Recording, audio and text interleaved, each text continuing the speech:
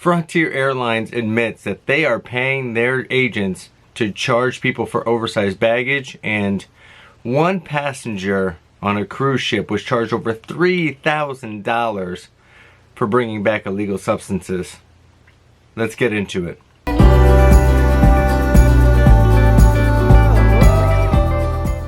Hey, what's going on, everybody? Welcome back to Adventures Calling Us. Hey, again, before we start this video, I need you to go and subscribe down below.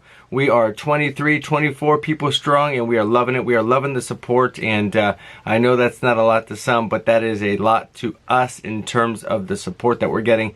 We really appreciate everybody that's watching our videos and supporting us and following us along this adventure journey that we're on. We've got so many cool trips coming up, and we want you to be a part of that. And not only that, we also want you to be able to be in the running to win some pretty cool giveaways. And you can't do that if you're not subscribed. So go ahead and subscribe below if you want to stay up to date in the travel news and stay up to date with what we're doing. And then also go follow us on Instagram at Adventures Calling Us. That is the only way you will be able to win some of these prizes that we got going on. So we're going to start the giveaways here in the next couple of weeks. So you're definitely going to want to subscribe. So go ahead and do it. It doesn't cost you a thing. We'd really appreciate the support. And yeah, that's it. That's my spiel.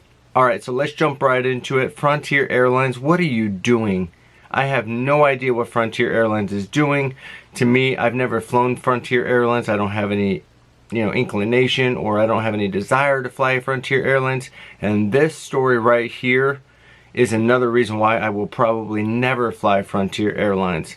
So there's a viral video circulating around the internet showing a Frontier Airlines passenger getting charged $100 for an oversized bag. You might be thinking, Eric, that's pretty normal, right? If your bag doesn't fit in that little compartment thing they have right by the check-in and where you can check your bags, if it doesn't fit, yeah, they're going to charge you extra. The problem is this passenger's bag fits.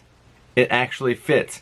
And Frontier Airlines is still charging or wanting to charge them $100 for their oversized bag. Now this passenger did fight it. They fought it tooth and nail. And when they called customer service, you won't believe the response that they got. The customer service agent actually told her that yes, the Frontier Airlines representatives actually get a bonus based on each oversized bag that they get, money for. So basically, if you go up there and you have an oversized bag and that person, charges you for it, that gate agent actually gets a $10 bonus. Now, $10 isn't a lot, but the $100 that they charge you for that oversized bag, it is, right? And this is just another, kind of a kick to the airlines, where they're already charging, baggage fees. They're already getting billions of dollars in fees. And here we are, we have Frontier Airlines basically ripping people off because these gate agents are being paid a bonus for every bag that's oversized that they check. Now, of course, Frontier Airlines came out and said with their statement that, the reason why they pay these bonuses out to these gate agents is to try to get them to follow compliance rules more closely, so to incentivize them to follow the rules. And so, look, my thing is this.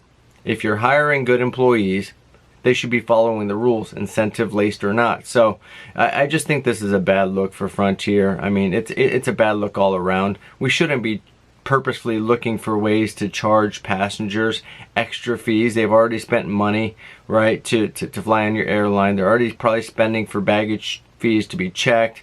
And, it's just a terrible, terrible look for Frontier. So here's the deal with Frontier. So this lady goes viral for putting a video online saying that Frontier is charging her for extra baggage fees.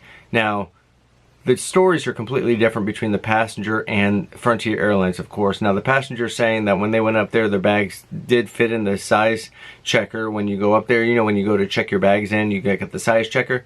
She's saying that her bag fit.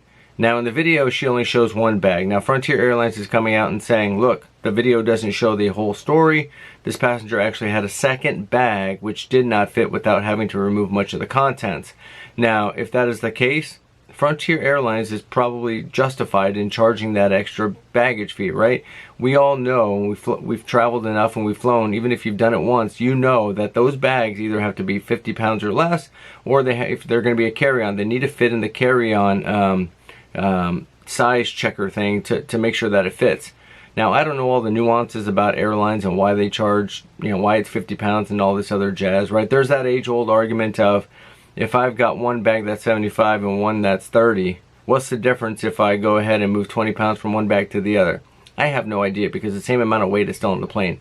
I don't know how all that works. I don't know if it's a weight proportion thing, not sure. But in this case, I'm not sure what the whole story is, but I know Frontier Airlines isn't known for having, the best customer service, the best flights, right? It is kind of a discount airline. I've never personally flown it, but I do know the rules of flying. So I'm not sure whose side to be on this. If for some reason that the passenger's bag, did not fit, then she should be charged. However, I do have a problem with Frontier Airlines paying out bonuses to their agents if they, get an oversized bag and they charge for it.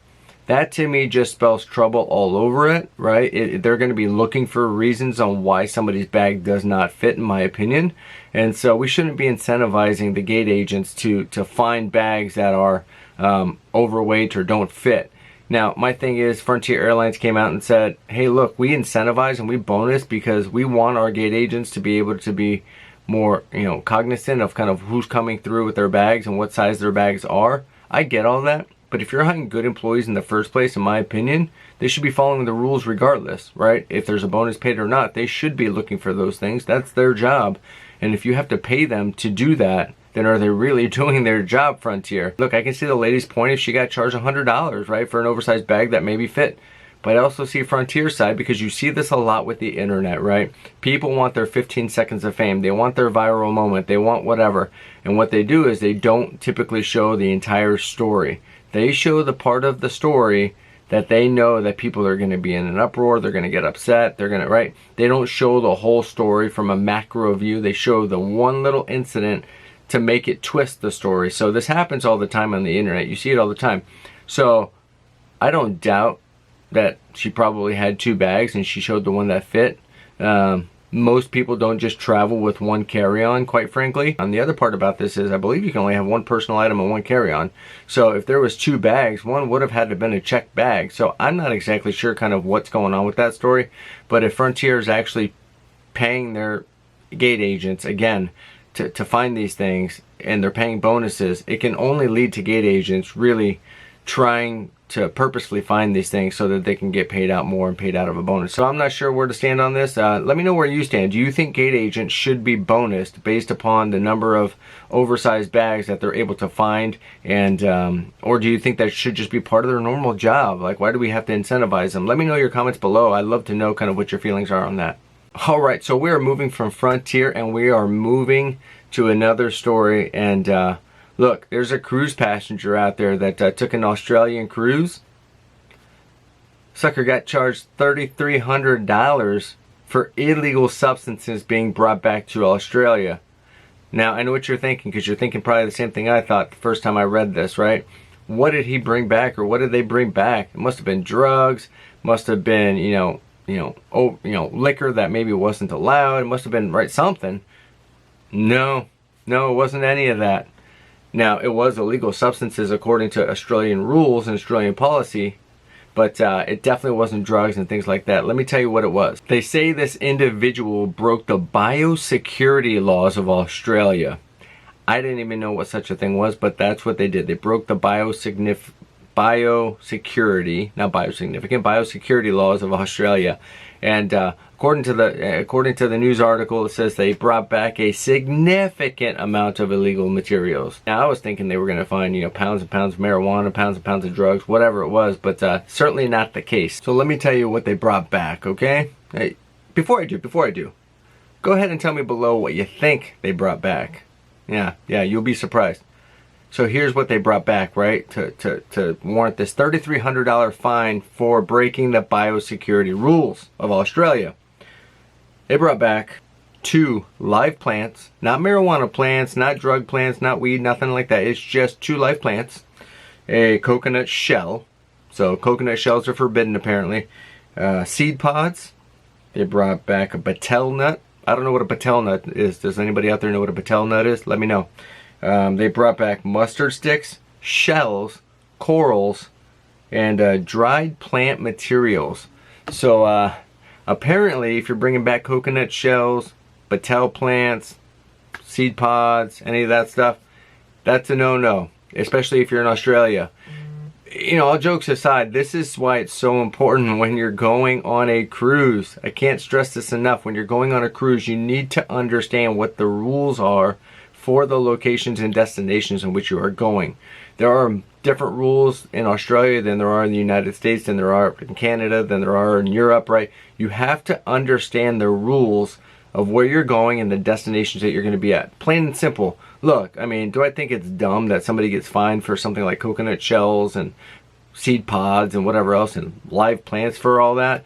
Yeah, I think it's ridiculous and I think it's dumb. However, it is the rules and it's the law, right? So you have, as dumb as we may think it is, right? It's the law and you got to follow that. So you have to be cognizant of the rules of where you're going. Now, I will tell you that this biosecurity rule is the first of its kind according to the Australian authorities since cruising has resumed in Australia since the beginning of the pandemic. So it could be a case of maybe this individual's cruised before, didn't understand that rules and regulations had changed. That could very well be the case, and maybe it was just a simple mistake, right? Nonetheless, right, they still charged them with $3,300 of a fine, right, because of the breaking of the rules. Now, according to Australia and according to the authorities, there is a significant risk of bringing these types of materials back into the country, which is why there are biosecurity laws in the first place. Mainly bringing back these kinds of materials can bring different pests and different diseases back to the country, you know, of Australia that maybe they didn't have an issue before, and now because you're bringing certain things from other countries, you could actually be causing a significant issue within the country of Australia, so which is exactly why they don't want you bringing back any of these types of goods. So here's the deal. Just make sure when you're going on a cruise, going on a trip, going to a different country, you know the rules and regulations, people. All right, you don't want to be fined $3,300 for bringing back coconut shells, okay? Or seed pods or whatever. So just keep that in mind. All right, so we got some pretty cool trips coming up. You can see we've got Mariner of the Seas, Wonder of the Seas, and the inaugural of the Icon of the Seas coming up. We can't wait for those. We've also got potentially another trip coming up before that. So stay tuned for that. We've got some pretty cool things coming up. Again, we are starting giveaways here pretty soon, so you're definitely going to want to be a part of that. Hey, look, we really appreciate your guys' support. We love you guys. It's amazing that, you know, we have people that, you know, care so much to just watch our videos, you know, in this great big world of, you know, that we live in and travel. We just want to share our love for travel with everybody and our love for adventure. And we want to share some tips and news and tricks and all that stuff. So we really do appreciate your support, and we would love for you to continue on this journey with us. Again, we will link our Instagram down below in the description. Go ahead and follow us there. And we're gonna start something really cool, and we hope you guys can come along with us on the journey. And look, it's Saturday. I hope you're having a great Saturday, and we're getting ready for church. So no matter what you're doing for the rest of the day, I gotta go get ready for church. So with that, have a great Saturday, and we will see you guys tomorrow for Sunday's video. So have a great night, and love ya. Peace.